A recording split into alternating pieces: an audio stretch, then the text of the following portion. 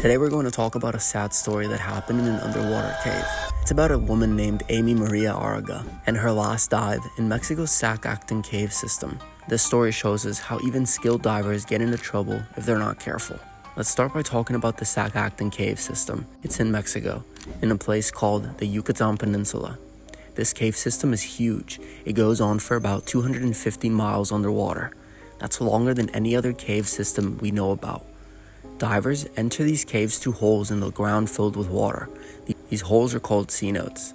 The Sac-Actin caves are beautiful. The water is very clear, and there are amazing rock formations to see. Some parts of the caves even hold Mayan artifacts. For divers who love exploring, Sac-Actin is like a dream come true, but it's also very dangerous. Why is it so dangerous? Well, it's easy to get lost in all of these underwater tunnels. The caves twist and turn and everything can start to look the same. Also, if a diver accidentally kicks up dirt from the bottom, it can make the water cloudy. This means that the diver might not be able to see where they're going. But the scariest part is this: if you get lost, you might run out of air before you can find your way out. Even though it's dangerous, more and more people want to try cave diving. They see amazing photos and videos online. They want to experience it themselves. But some people try to dive in these caves before they're ready. They might not have enough training or experience. And in a place like Sac-Actin, even the smallest mistake can cost you your life. Now let's talk about Amy Maria Araga. Amy wasn't just any diver. She was 37 years old and had lots of experience. She had gone diving in many places around the world, but there was one place where she really wanted to explore: the Sac-Actin caves in her home country, Mexico. Amy spent months getting ready for this dive. She studied maps of the caves and practiced what to do in emergencies.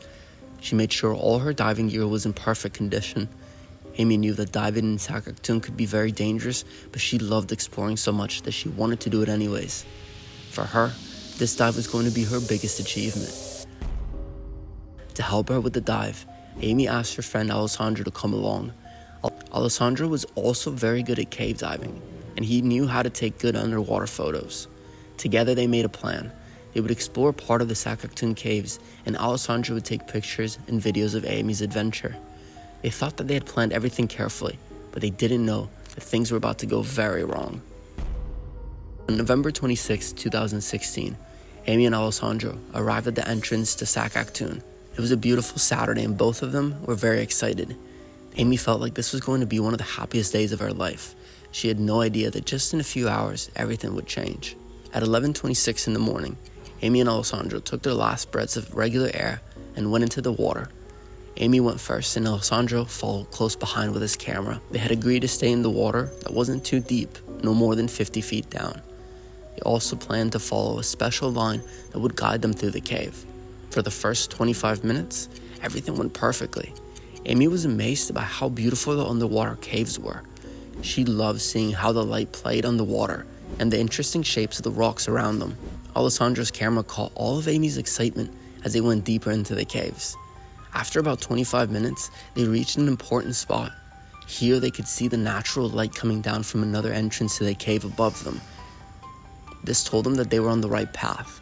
Alessandro signaled Amy to stop for a moment. He checked how deep they were and how much air they had left.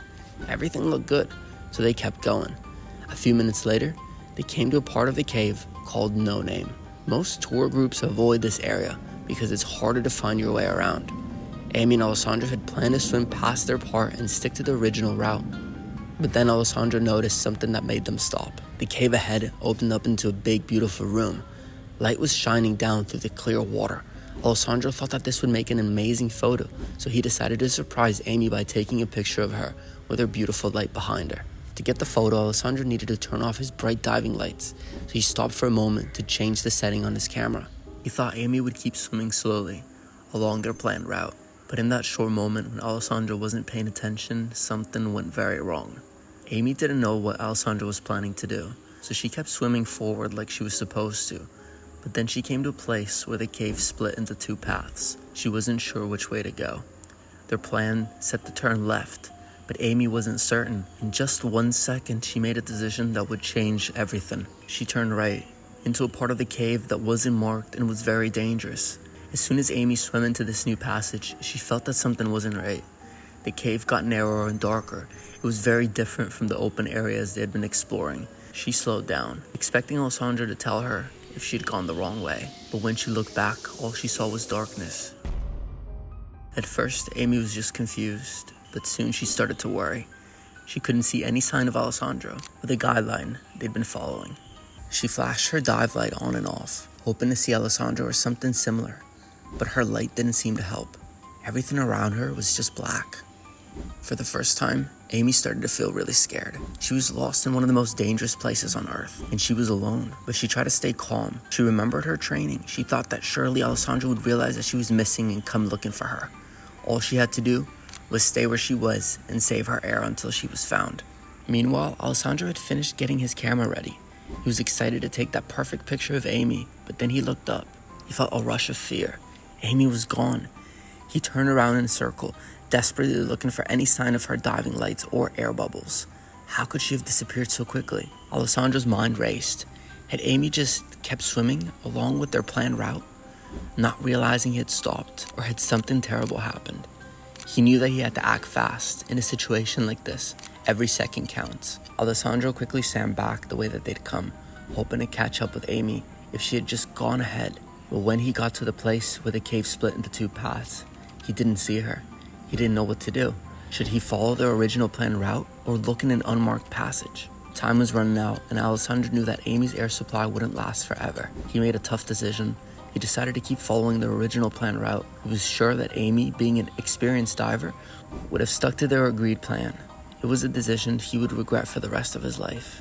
While Alessandro was swimming frantically through the cave system, Amy's situation was getting worse. She could feel that it was getting harder to breathe as her air supply got lower. Amy felt like panicking, but she fought to stay calm.